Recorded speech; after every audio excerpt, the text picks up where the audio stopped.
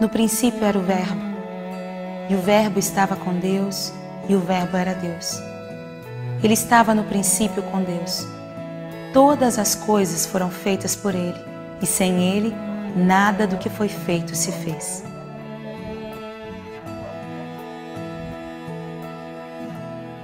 Veio para o que era seu, e os seus não o receberam. Mas a todos quantos o receberam, deu-lhes o poder de serem feitos filhos de Deus, aos que creem no seu nome, os quais não nasceram do sangue, nem da vontade da carne, nem da vontade do varão, mas de Deus. E o Verbo se fez carne e habitou entre nós, e vimos a sua glória como a glória do unigênito do Pai, cheio de graça e de verdade. Obrigada.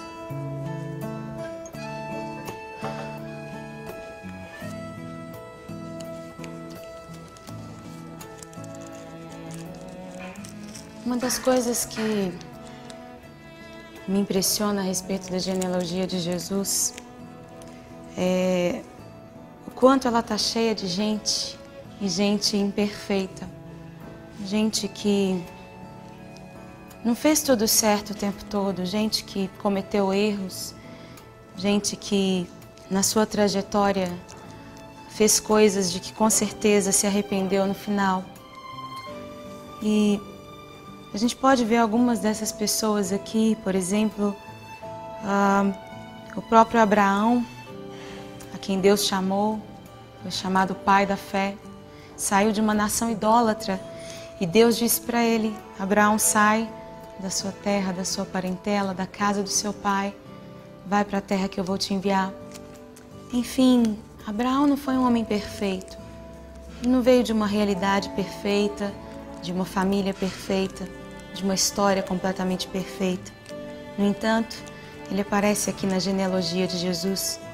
Temos aqui Jacó, filho de Isaac. Jacó foi conhecido como enganador, o cara que enganou seu próprio pai para conseguir a bênção dele, fingiu que era o seu próprio irmão para conseguir a bênção do pai. Mais tarde, Deus muda o nome de Jacó para Israel. Nós vemos o agir de Deus na vida de Jacó. Mas até lá, a gente vai ver que Jacó cometeu muitos erros. No entanto, Jacó aparece na genealogia de Jesus.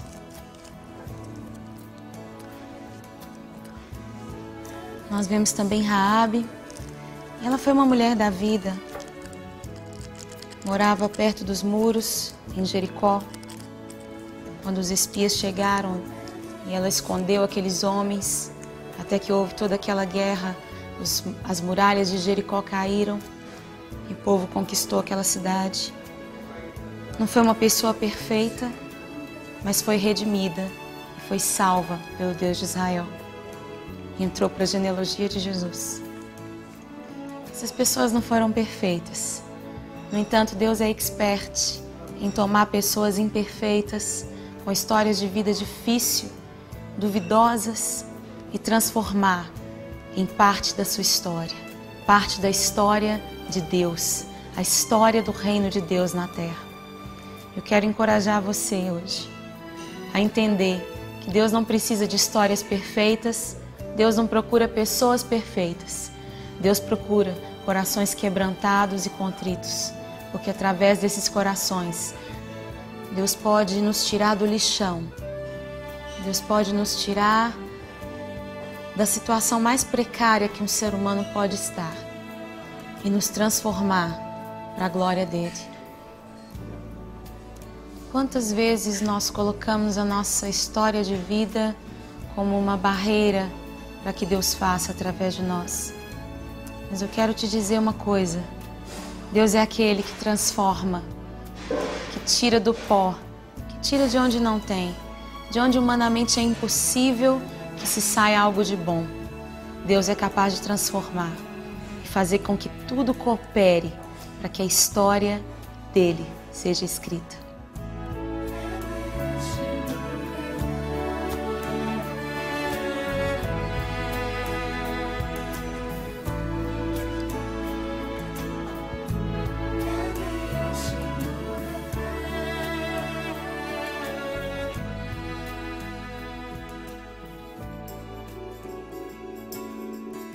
Reparai, pois, na vossa vocação, visto que não foram chamados muitos sábios segundo a carne, nem muitos poderosos, nem muitos de nobre nascimento.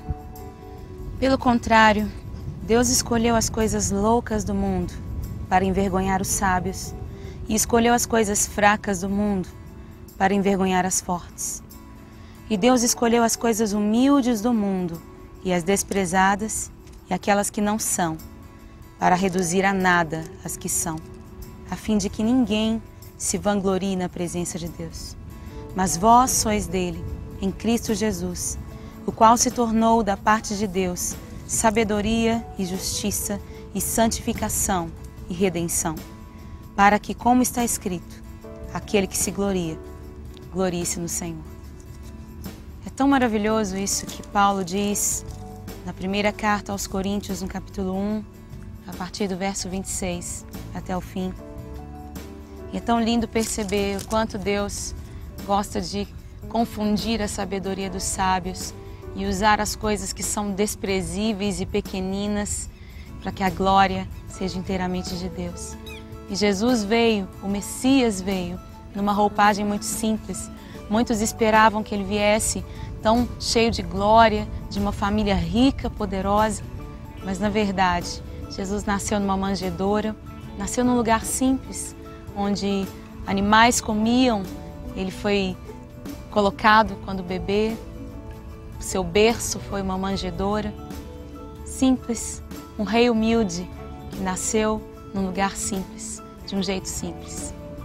O mais impressionante é que o Deus que fez os céus e a terra, criou os mundos, que fez a mim e a você, é o mesmo Deus que se esvaziou da sua glória, se fez gente, habitou entre nós, se identificou com o pobre, com o faminto, com o pequenino, com aquele que não é, com aquele que não tem. O Jesus que foi desprezado por muitos, que foi julgado, que foi condenado, que foi morto, que foi considerado lixo naquela sociedade daqueles dias. Era o Deus que fez os céus e a terra. E Ele se deu por nós, Ele se deu por mim, por você, para nos reconciliar de novo. E o mesmo Espírito que ressuscitou Jesus dos mortos é o Espírito que habita em nós hoje. O mesmo Espírito que criou todas as coisas é o Espírito que habita em nós, através da pessoa de Jesus. Isso é um privilégio muito grande. Pertencer a Deus, ter um relacionamento com Deus, é um privilégio muito grande, é o maior privilégio que o ser humano pode ter. Que nesse novo ano, que no ano que se inicia, e que nos anos que se seguem, o desejo dos nossos corações seja de estar mais perto do Senhor, seja de se aprofundar no relacionamento com Deus, de caminhar para Ele, de fazer tudo para Ele. Filipenses, no capítulo 2, nos diz algo tão tremendo. A partir do verso 5, tende em vós o mesmo sentimento que houve também em Cristo Jesus, pois Ele, subsistindo na forma de Deus, não julgou com usurpação o ser igual a Deus. Antes a si mesmo se esvaziou, assumindo a forma de servo, tornando-se em semelhança de homens e reconhecido em figura humana, a si mesmo se humilhou, tornando-se obediente até a morte, morte de cruz. Pelo que também Deus o exaltou sobremaneira e lhe deu um nome que está acima de todo nome, para que ao nome de Jesus se dobre todo o joelho, nos céus, na terra e debaixo da terra, e toda a língua confesse que Jesus Cristo é o Senhor, para a glória de Deus Pai.